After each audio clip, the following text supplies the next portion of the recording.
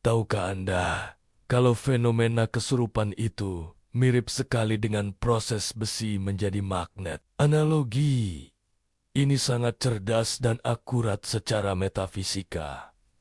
Begini penjelasannya, besi biasa itu punya jutaan domain magnet kecil di dalamnya, tapi arahnya acak, jadi tidak menarik apa-apa. Ini sama seperti manusia dalam kondisi normal.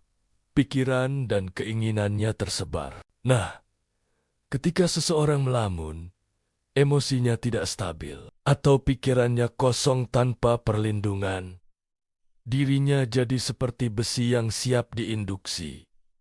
Makhluk gaib punya energi yang kuat. Saat batin manusia lemah dan terbuka, energi gaib ini akan melakukan induksi, seperti magnet kuat yang mendekati besi. Kehendak makhluk itu menggosok batin manusia, sampai seluruh energinya searah dengan si makhluk. Saat itulah terjadi kesurupan, kendali diri hilang. Disinilah Patirasa berperan sebagai perisai. Batin yang ditempa jadi kuat seperti baja, sulit dipengaruhi. Jadi, tujuan kita bukan menjadi magnet bagi setan, tapi menjadi magnet bagi cahaya ilahi.